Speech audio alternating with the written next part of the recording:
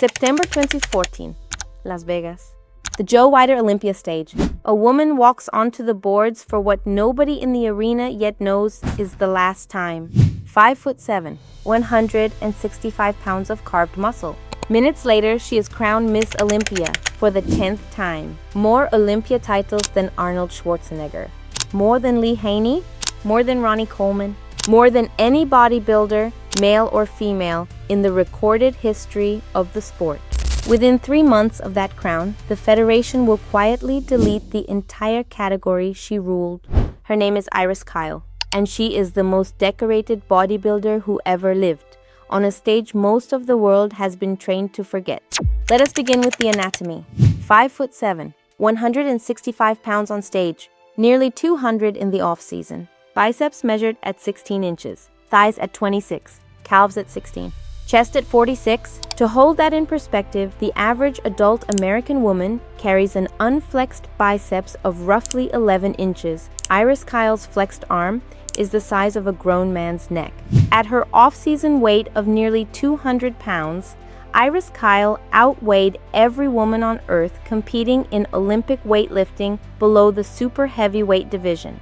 In the old IFBB men's lightweight category, she would have stepped on stage at the exact body weight of the finalists and carried more muscle on her posterior chain than most of them. She was the only woman of her generation who could stand beside a men's 212-pound competitor and not shrink inside the frame.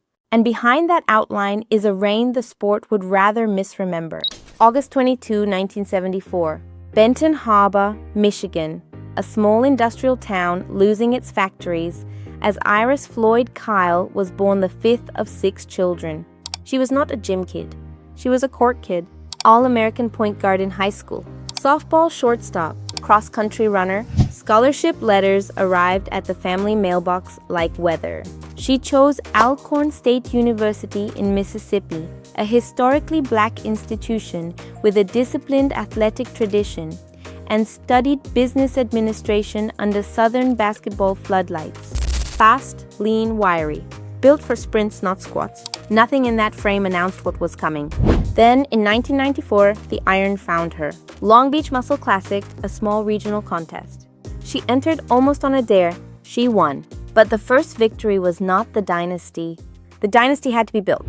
By 1997, Iris Kyle was already visible on the national stage, 3rd in the heavyweight class at the NPC USA Championships, close enough for the sport to understand that something serious was forming. 1 year later, she earned her IFBB Pro card, and from there, the climb accelerated. In 1999, she was already standing on the Miss Olympia stage, placing 4th among the best women in the world. By 2001, she had taken her first Olympia heavyweight crown, not yet the overall throne, but the clearest warning the division had received. Iris Kyle was no longer arriving. She was taking territory. Her rhythm of life became almost monastic. Not because every detail of it was public, but because a physique like that cannot be improvised. It is built through years of heavy basics, repeated sessions, controlled food, measured recovery, and a level of consistency most athletes never sustain. Iris kept much of her exact training and diet close to the vest, but the outline was clear. Strict eating, high protein, hard lifting, and almost no room for accident. On stage, the evidence appeared where female physiques are hardest to build, across the deltoid caps, down the spinal erectors, into the calves. Her quadriceps carried the sweep of a sprinter. Her traps rose so thickly that the line between neck and shoulder nearly disappeared. 2004 Miss Olympia first crown. 2005, she lost to Yaxeni Oriquen-Garcia, a single silver medal, the only interruption her reign would ever suffer. From that loss forward, Iris Kyle would not lose another Miss Olympia for 9 consecutive years. 9 straight, 2006, 2007, 2008, 2009, 2010, 2011, 2012, 2013, 2014. On top of the 2004 crown, 10 Miss Olympia titles overall, including 2 heavyweight crowns from the short-lived 2-class era. 7 Miss Internationals layered on top. 20 professional wins engraved into a single resume. The math deserves a moment of silence. Arnold Schwarzenegger won 7 Mr. Olympias, Haney 8, Ronnie Coleman 8, Dorian Yates 6, Heath 7, Jay Cutler 4. Iris Kyle won 10. That is not the most by a woman. That is the most by a human. The highest Olympia count in the 60-year history of the Joe Weider stages, men's division or women's. The single most dominant competitive record in the entire lineage of professional bodybuilding belongs, by arithmetic, to a woman from Michigan. Watch her prejudging reels from that decade. Striations like seams in oak, glutes hard enough to reflect the spotlight. A back that opens into 2 wings of living bronze. Judges stopped searching her physique for deductions and began measuring how far ahead of the pack she stood. By 2014, 40 years old, she walked onto the biggest stage of her sport and outposed women a decade younger. 10th crown.